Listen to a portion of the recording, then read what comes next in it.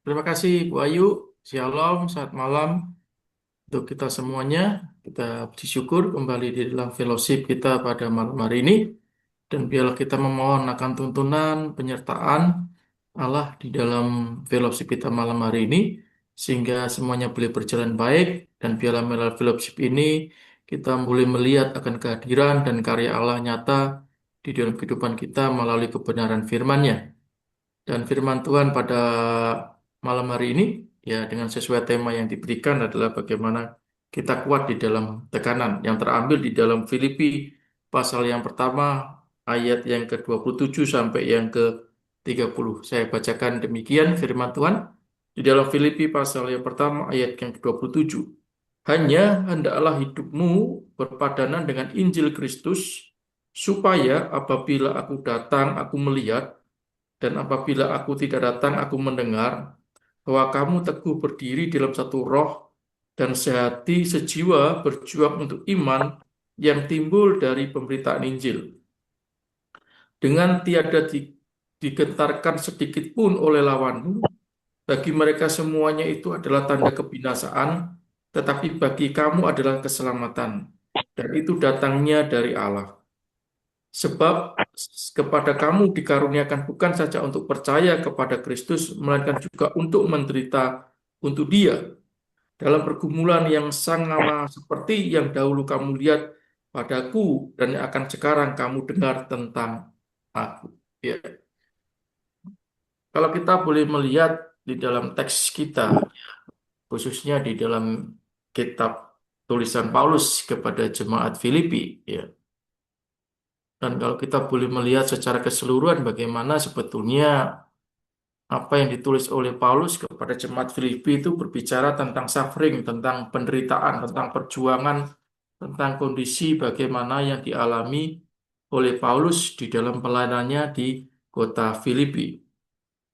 Dan bahkan kalau kita boleh melihat bahwa penderitaan, apa yang diceritakan, apa yang dicantumkan di dalam tulisan Paulus di Filipi ini, penderitaan bukan untuk menyatakan bahwa Paulus itu ingin memperoleh belas kasihan, ingin memperoleh perhatian kepada jemaat-jemaat Filipi pada waktu itu, ingin dikasihani, tetapi tidak, tetapi dia inginkan mencatat itu semuanya untuk meneguhkan, untuk menggambarkan bahwa penderitaan itu adalah salah satu aspek kemuliaan Allah yang ada di dalam kehidupan pelayanannya. Bahkan kalau kita juga pernah melihat bagaimana awal panggilan daripada Rasul Paulus ketika Tuhan pun sudah mengatakan bahwa nanti begitu banyak penderitaan, tantangan yang kamu alami ketika kamu melayani. Ya, sekarang ini apa yang digambarkan, apa yang diteladankan oleh Paulus itu bertolak belakang dengan tanda kutip para pendeta hamba-hamba Tuhan sekarang ini. Rasanya kalau dipakai Tuhan, kalau rasanya diberkati dengan sungguh luar biasa, itu menjadi pemberitaan utamanya, menjadi suatu kebanggaannya, menjadi suatu prestisnya di dalam kehidupannya. Tetapi apa yang Paulus ceritakan pada malam hari ini, ya, penderitaan itu menjadi suatu kebanggaan yang sungguh luar biasa, yang ingin Paulus tonjolkan melalui tulisan-tulisan, bahkan setiap pelayan-pelayanannya di dalam jemaat-jemaat yang dilayani. Bahkan salah satunya adalah jemaat di Filipi. Ya. Dan di sini Paulus di dalam awal tulisannya di dalam pasal yang pertama ini, Paulus ingin memberikan nasihat yang sungguh luar biasa kepada jemaat-jemaat di Filipi. Bapak Ibu dikasih Tuhan, kalau kita ketahui, kita pahami bahwa ya, ketika Paulus menulis tulisannya kepada jemaat di Filipi ini, ya, Paulus sedang di dalam penjara, ya. Dan kita ketahui Filipi adalah kota besar pada waktu itu dan hampir seluruh penduduknya, bahkan orang-orang yang percaya kepada Kristus itu semuanya adalah orang-orang Romawi, hampir semuanya orang Romawi. Bahkan ketika orang-orang Yahudi pun yang percaya di daerah Filipi itu pun belum bisa mendirikan yang namanya sinagog karena jumlah orang-orang Yahudi pada waktu itu yang percaya sangat minim sekali.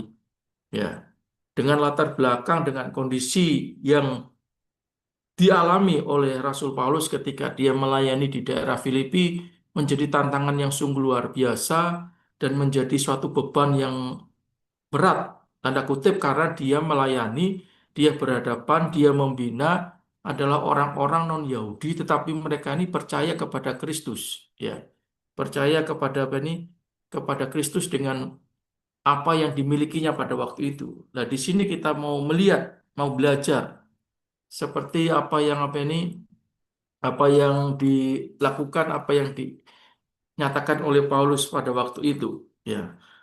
Dan di sini kita mau lihat, mau belajar bahwa di dalam teks, di dalam Filipi pasal yang pertama ayat yang ke-27 sampai apa ini 30 ini kita mau belajar ya beberapa nasihat yang menjadi penting yang Paulus ingin berikan kepada kita.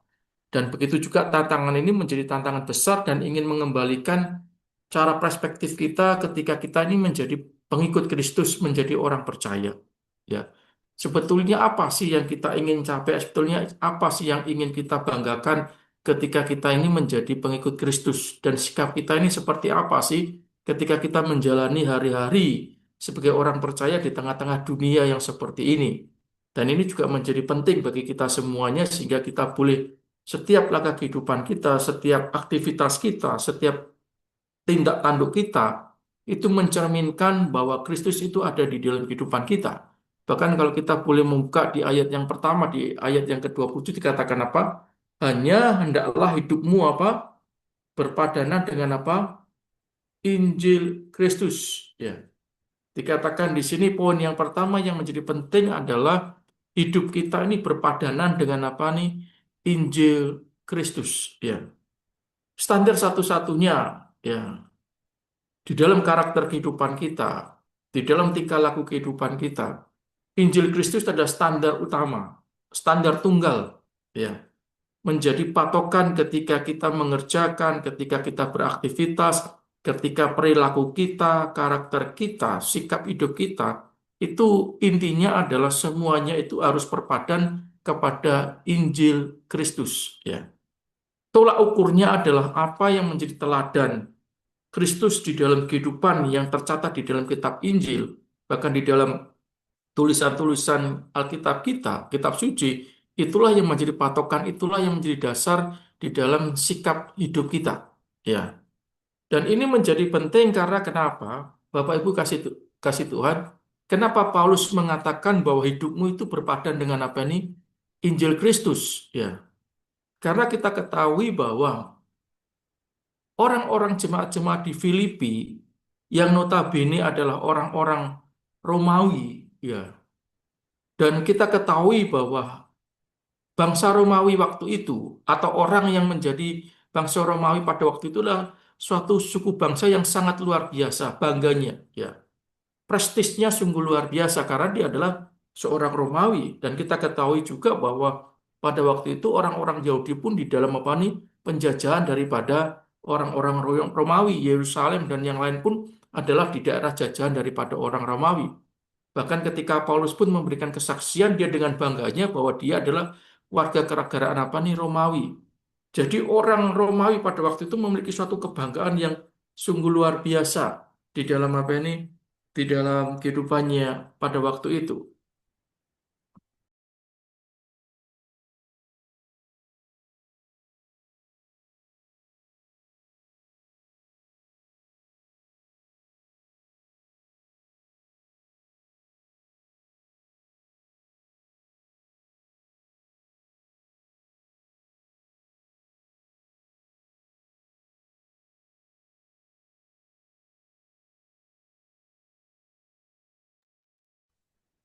Nah, inilah yang menjadi penting di dalam apa yang dituliskan oleh Rasul Paulus pada waktu mengapa dia mengatakan harus sepadan dengan apa ini dengan Injil Kristus. Jangan sampai ya dikatakan bahwa jangan sampai budaya tatanan hidup yang dimiliki oleh apa ini orang-orang Kristen pada waktu itu masih mengadopsi semua cara budaya, sikap tingkah laku apa yang dimiliki oleh orang-orang Romawi pada waktu itu.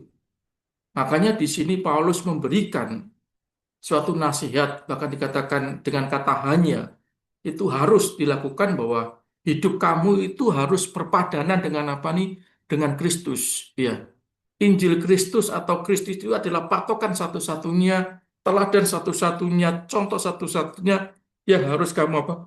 Kamu ikuti di dalam kehidupan kamu sehari-hari. Dan ini nanti bisa membedakan bagaimana orang Romawi secara umum dengan orang-orang Romawi yang menjadi percaya kepada Kristus. Ya. Dan kita ketahui juga bahkan ketika Paulus itu melayani orang-orang Yahudi, ya, dan di situ juga masih banyak pertentangan antara orang-orang Yahudi yang masih memegang hukum Taurat dengan orang-orang Yahudi yang tidak memegang hukum Taurat. Nah, begitu juga sama. Ketika kita boleh melihat hari ini, ketika Paulus melayani di Filipi dengan notabene hampir semuanya adalah orang-orang Romawi, dia menginginkan, dia menghimbau, dan dia memaksakan bahwa orang-orang Kristen di Filipi hidupnya harus berpadanan dengan Kristus. Ya, apa yang mereka dengar, apa yang mereka baca, apa yang mereka lihat tentang Kristus, itulah yang menjadi ciri satu-satunya karakter yang harus ditunjukkan di dalam apa? Di dalam kehidupan mereka sehari-hari. Ya. Bahkan di sini juga dikatakan bahwa berpadanan, ya. Kata berpadanan di sini juga mengacu kepada bagaimana ya seperti orang itu di dalam tatanan dunia harus sama seperti itu. Ya, mereka taat kepada pemerintahan, mereka mengikuti aturan-aturan pemerintahan, dan ini juga yang sama. Kita mengikuti aturan Kristus, berpadanan seperti Kristus, ketaatan kita kepada Kristus, mengikuti akan segala perintah-perintahnya. Ini yang Paulus inginkan. Yang pertama kepada jemaat-jemaat di Filipi, bahwa orang-orang Kristen di Filipi harus berpadanan seturut segambar dengan apa yang menjadi ciri karakter daripada Kristus di dalam hidupnya. Selanjutnya kita buka melihat juga di ayat yang ke selanjutnya, supaya apabila aku datang aku melihat, dan apabila aku tidak datang aku mendengar, bahwa kamu teguh berdiri dalam apa? Dalam satu roh. Ya, kita ketahui ya ketika Paulus dulu sudah melayani ke sana, sudah memenangkan beberapa jiwa orang-orang yang diselayani di sana, tetapi dengan kondisinya dia harus mengalami keberadaannya penderitaan di dalam penjara, ya. Dia ingin ada pertumbuhan, ada perkembangan, ada peningkatan kualitas yang ada di dalam apa nih? Di dalam kehidupan para jemaat pada waktu itu. Bukan hanya berbicara masalah jumlah, tetapi bagaimana kualitas yang dimiliki oleh jemaat-jemaat pada waktu itu. Makanya dikatakan, kalau saya bisa datang, saya bersyukur bisa datang. Tetapi kalau saya tidak datang pun, saya boleh mendengar, ya, mendengar sesuatu yang positif, ya. Katakan apa? Bahwa kamu teguh berdiri dalam apa? Dalam satu roh, ya. Dikatakan kamu teguh berdiri dalam satu roh. Bapak Ibu kasih Tuhan, ya, dikatakan kata teguh berdiri di sini itu digambarkan, diumpamakan seperti penggunaan teguh itu berbicara tentang sistem militerisasi, sistem militer. Gambarannya adalah kalau kita pernah masuk ke daerah-daerah militer, pintu gerbangnya itu pasti kanan kirinya, di depannya itu pasti ada pos penjagaan. Nah, dan kalau kita boleh melihat orang-orang yang di pos penjagaan itu akan berdiri tegap, ya, dia tidak seenaknya sendiri, dia tidak bersandar, tapi dia tetap berdiri tegap. Nggak tahu berapa jam dia piket untuk menjaga itu, tetap dia harus berdiri tegak. Ya itulah gambaran, itulah yang Paulus inginkan.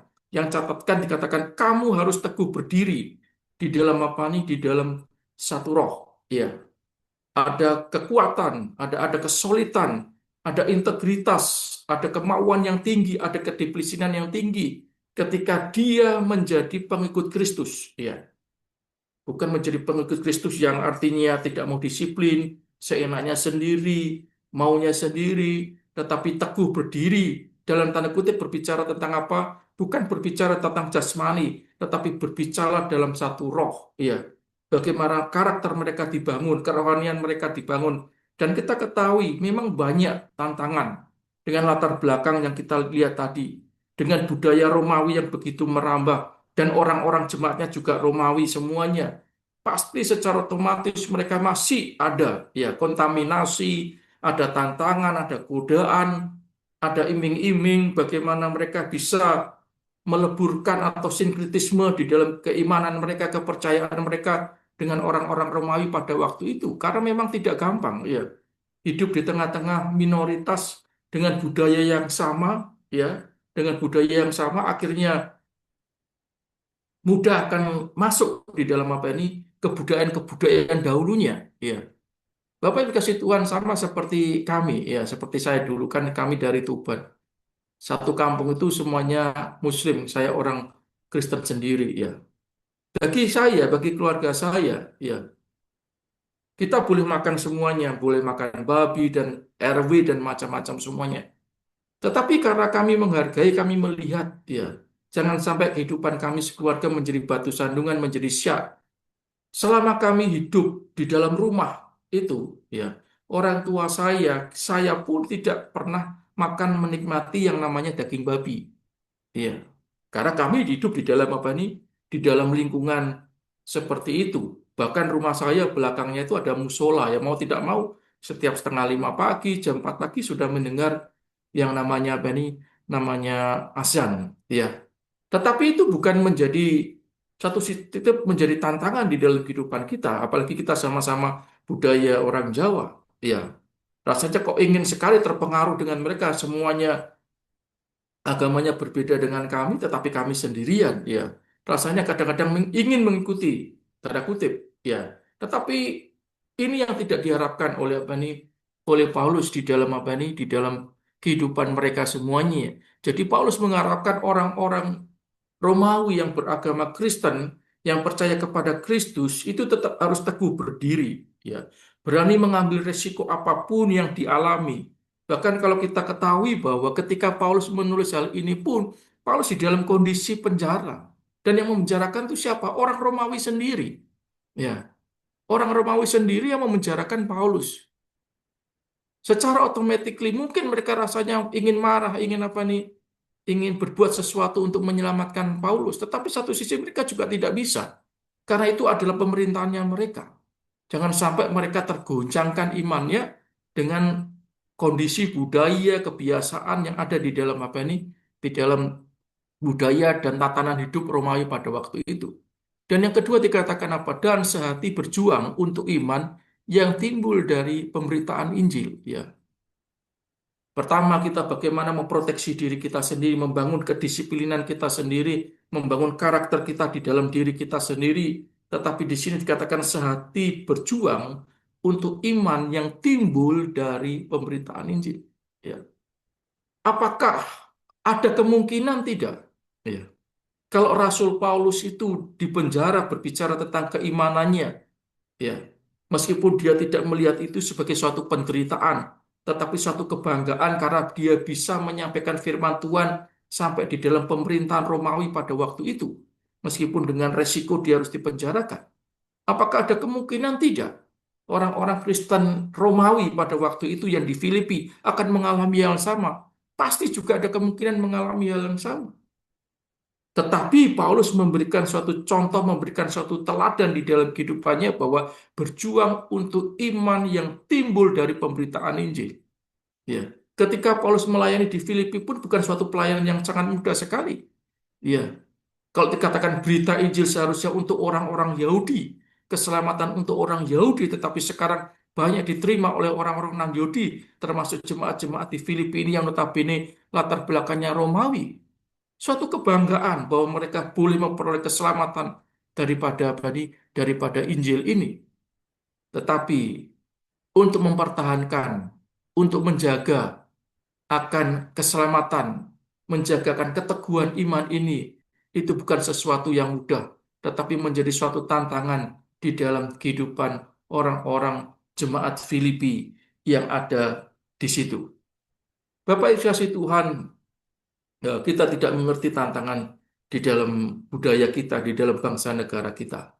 Ya, bagaimana kita berjuang terus untuk iman kita, sehingga kita tidak timbul di dalam apa ini, di dalam budaya. Ya, dan kalau orang-orang pada waktu itu dan kita tidak mengerti secara detail, intinya bahwa mereka ini harus menjadi orang-orang Romawi yang taat betul-betul. Ya, kalau Indonesia kita hari ini ya berbicara tentang yang namanya negara yang penuh tanda kutip dengan perjuangan untuk melawan yang namanya korupsi.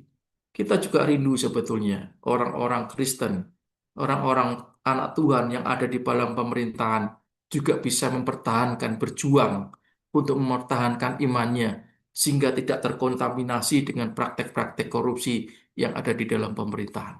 Ya, rasanya enak mungkin kok teman-temannya mengalami seperti ini, enak seperti itu.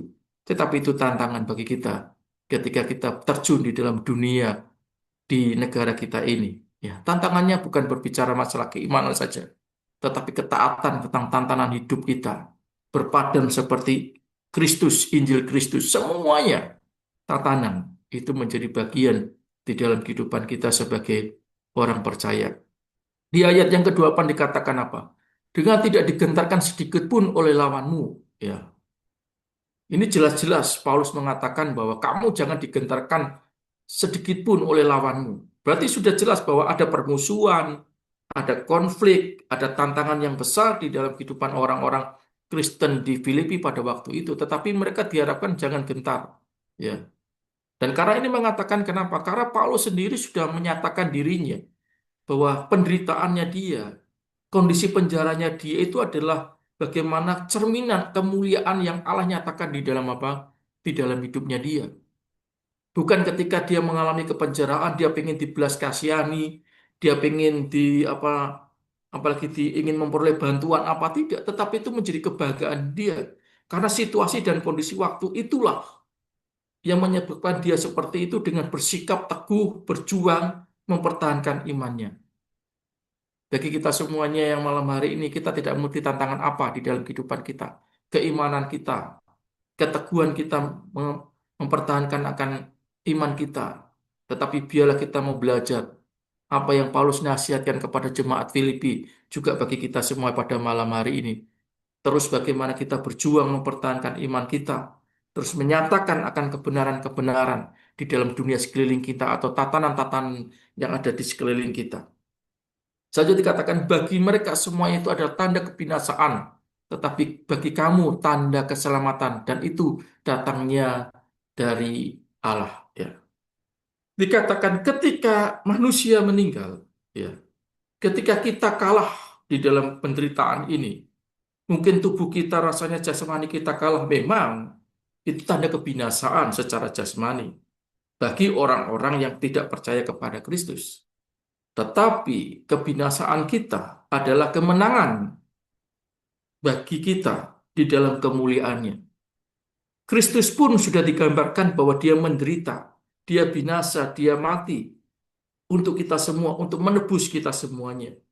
Bagi orang-orang Romawi, kematian Kristus di kayu salib itu adalah kebinasaan, itu adalah kekalahan yang sungguh luar biasa. Tetapi peristiwa salib itu menjadi kemenangan bagi iman kita semuanya, bagi Kristus yang sudah menebus manusia dari dosa. Dan itu bukti bagi kita. Makanya Paulus mengatakan hidup adalah apa?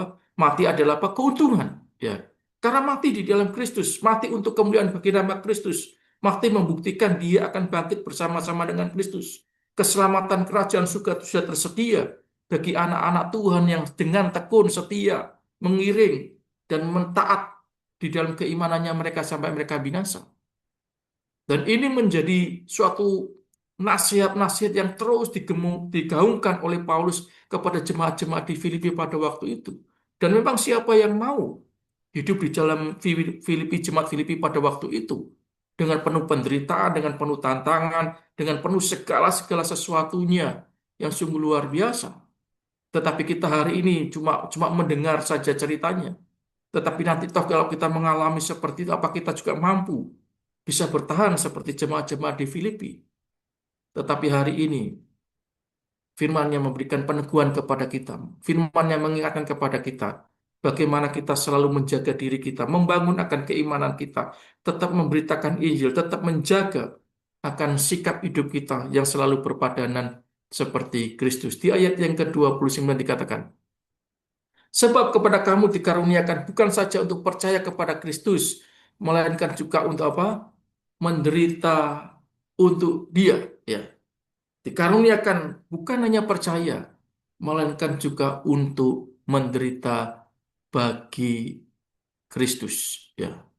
Menderita bagi Kristus, ya. Siapa sih yang mau menderita? Itu pertanyaan yang sungguh luar biasa. Gereja-gereja sekarang itu dinabubukkan dengan yang namanya konsep berkat, konsep kenyamanan, konsep yang namanya rich, ya. Tetapi berbicara tentang misi, berbicara tentang pemberitaan Injil, ya, berbicara tentang apa lagi suffering di dalam Kristus itu hampir tidak ada di dalam pemberitaan gereja-gereja di dalam dunia modern hari ini.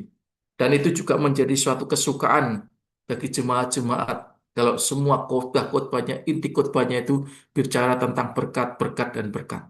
Ya. Semua orang pasti ingin hidupnya nyaman. Semua orang pasti ingin hidupnya enak.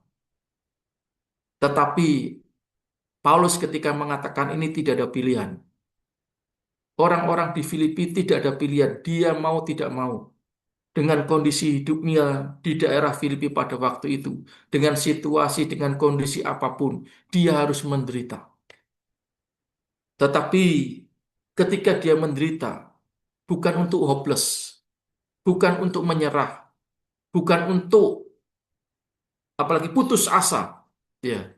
Tetapi penderitaan yang dialami, penderitaan yang diterima, itu menguatkan dirinya bahwa inilah betul-betul ketika kita mau menjadi murid Kristus di dalam situasi apapun, sejelek apapun, keimanan itu tetap dijaga. Ketaatan tetap harus ada.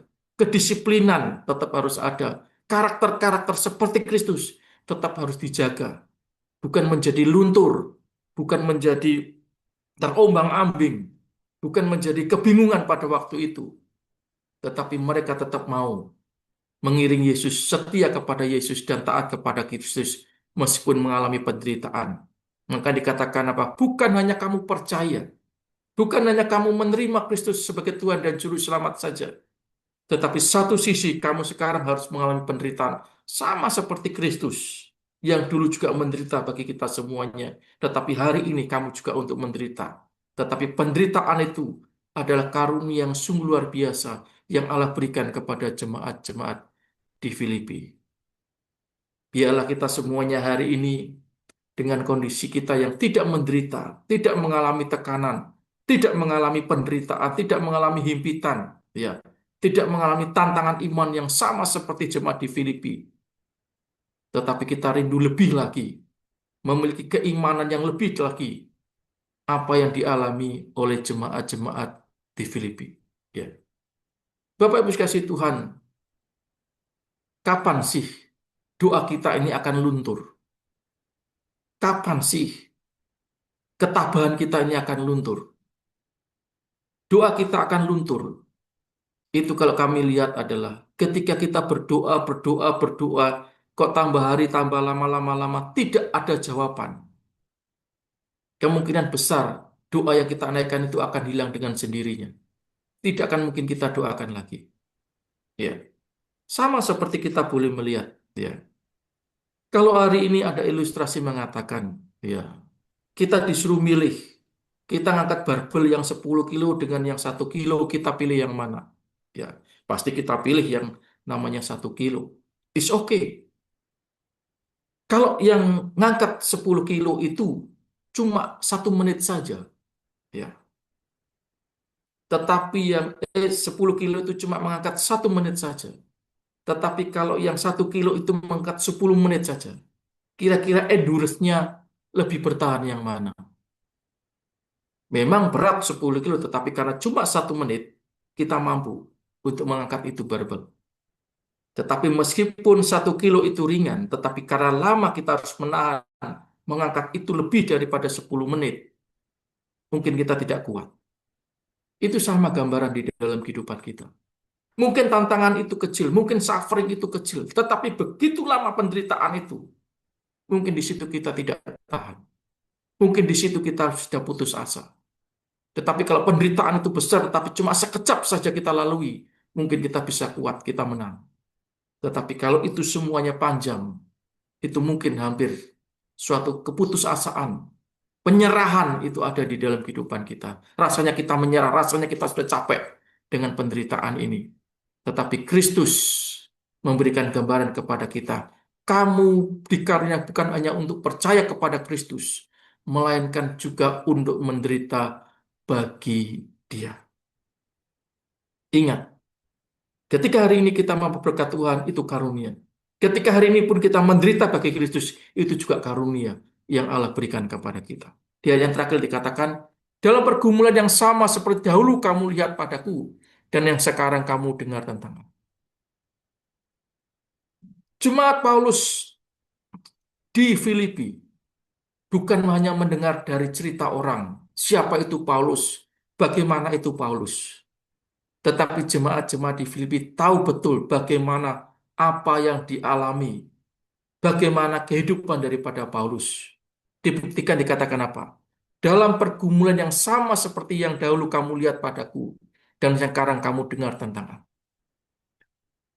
Itu satu statement peneguhan yang sungguh luar biasa.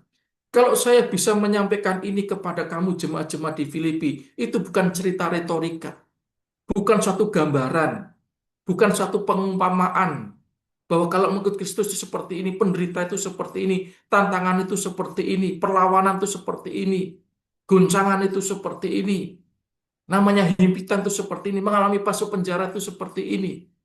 Apa yang Paulus sampaikan itu bukan teori, bukan pengandaian, tetapi jemaat-jemaat di Filipi mengerti betul dan tahu betul. Makanya mereka dikasih ingat lagi. Pergumulan yang sama dulu kamu lihat padaku. Sekarang kamu juga dengar tentang aku. Bapak sekasih Tuhan, kapan kita bisa bersaksi? Kapan kita bisa mengatakan kita menang? Kalau kita tidak pernah mengalami perlombaan. Kapan kita bisa mengatakan Jehovah Jireh, Allah yang menyediakan, Allah yang memenuhi, kalau kita tidak pernah mengalami yang namanya kekurangan. Bagaimana kita bisa mengatakan Allah adalah sumber tabib yang ajaib, dokter yang ajaib, kalau kita tidak pernah mengalami kesakitan dan Allah memberikan kesembuhan mujizatnya di dalam kehidupan kita. Peristiwa yang ada di dalam kehidupan kita, itu cerminan bagaimana reaksi kita melihat akan Kristus di dalam kehidupan kita sehari-hari. Rasanya ketika kita mengalami pergumulan, rasanya sangat mengeluh sekali. Kita selalu bertanya, kenapa Tuhan? Kenapa Tuhan? Kenapa Tuhan? Tetapi kenapa kita tidak bertanya, Engkau mau bawa kemana Tuhan dengan peristiwa yang kami alami? Makanya ada suatu quote mengatakan seperti ini. Bukan kenapa Tuhan, itu pertanyaannya. Kenapa Tuhan aku mengalami seperti ini? Kenapa Tuhan terjadi ini seperti di dalam diri saya? Tetapi yang kita perlu tanyakan adalah, mau dibawa kemana Tuhan? Dengan peristiwa, pergumulan yang kami hadapi hari-hari ini. Mau dibawa kemana? Mau Tuhan mengarahkan kepada apa hidup saya?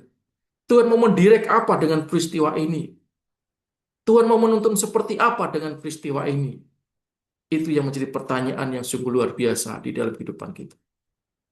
Kalau rasanya pergumulan itu datang seolah-olah Tuhan itu tidak ada di dalam kehidupan kita. Seolah-olah Tuhan jauh di dalam kehidupan kita.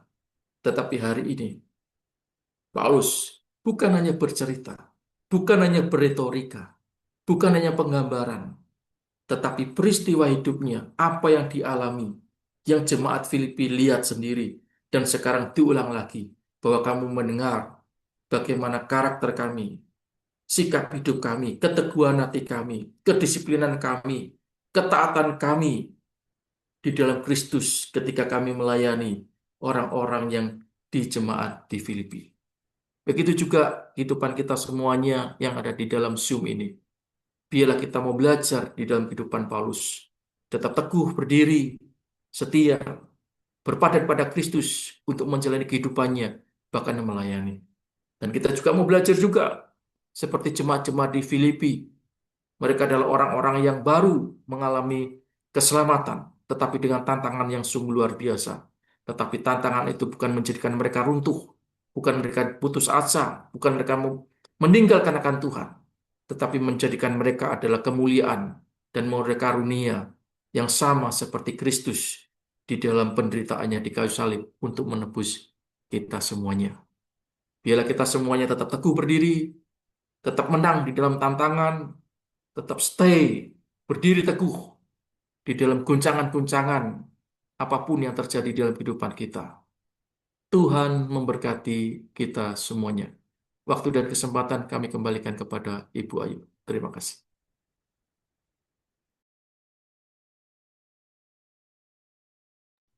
Terima kasih, Pastor.